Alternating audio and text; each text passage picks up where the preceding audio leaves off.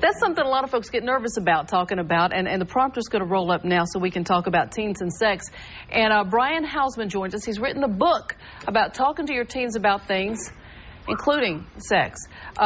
An overwhelming study came out last week on STDs in teenagers. Disturbing stuff. It shows teenage girls have a higher rate of gonorrhea and chlamydia than any other demographic group.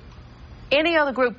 This one says basically 1 in 4 of all girls aged 14 to 19 have an STD. Yeah. Scary, scary stuff for any parent. How do we make them leave it alone? It is. Well, you remember last time we were on here, we were talking about Twilight, New Moon. Right. And it ended up doing about $200 million the past 2 weeks. Sure. And one of the issues we had discussed was the sexual tension of that whole genre. Right. And very relevant because of all this stuff that's come out now. And you're right, 1 out of 4 of all teen girls, this came out from Reuters this past week in the CDC, and I know it's overwhelming for some parents to hear this kind of stuff and go, okay, what do we do now? You know, how do we respond to this? It's not just that the 1 out of 4 girls, but it also shown that among sexually experienced girls, 37% of them have an STD. Good heavens. Yes. And girls that are older, 15 to 19, have a higher rate of gonorrhea and chlamydia than any other demographic group. Right. Okay, first of all, are kids just going to have sex? I mean, do you just say they're going to have it? Or can you stop them from doing this? It's not that that I can out and out stop it. Right. Obviously, my kid, the older they get, my teen gets, that they are responsible for their own decisions, and I can't control their actions, what happens outside of my home. But I can engage them in a healthy conversation about these things. And what we're seeing happening is some of these kids, they feel like they have the right information. Right. Then they go off and make choices that are unhealthy.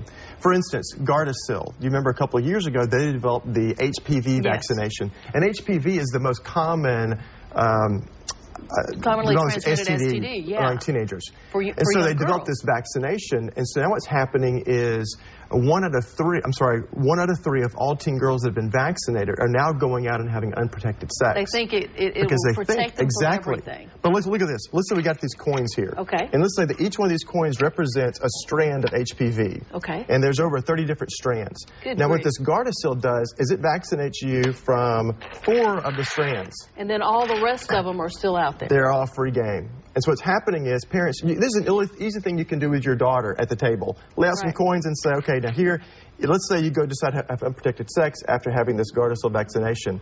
Does this now mean that you're safe? Absolutely not. Absolutely and that's not. just the one STD, too. Absolutely. How do you start talking with them, and what age do you start talking with them? If these kids are 14 years old and got STDs, I mean, when do you start? When they're 7? Well, that's one of the most common questions parents ask me at the conferences I speak at is, when do I start answering these questions? And my answer is, as soon as your kids ask questions, they're ready for an answer. Because if I, as a parent, don't give my kids the answers to the questions they're asking, they're going to go find the answers someplace else. And I would much rather it be me that equips them to make a healthy choice. And so one of the things parents can do is begin to have an open dialogue with them about their choices, sexual choices, and help them understand that, you know, I can't make this choice for you, that I would opt that you hold off for abstinence, that you wait till you're married to have sexual activity. But if you're going to, you have to own this choice yourself. You know, I can't make this for you. You've got to be responsible for this. How much pressure is there on, and let's talk about girls in particular. Because I've seen stories, I've seen the movie, you know, we've seen movies, but I've seen stories too, that teenage girls think that some form of oral sex is not really sex and they can deal with that and that's okay. It's not okay. No. The most popular form of sexual activity among middle schoolers is oral sex. Middle schoolers? Yes. Because they view it as a safe way to be sexually experiment without having intercourse. How do we teach these girls that it's not making them cool, it's making them, putting them in a bad position? It does, right. It develops a negative reputation, emotional consequences in the future. Sure.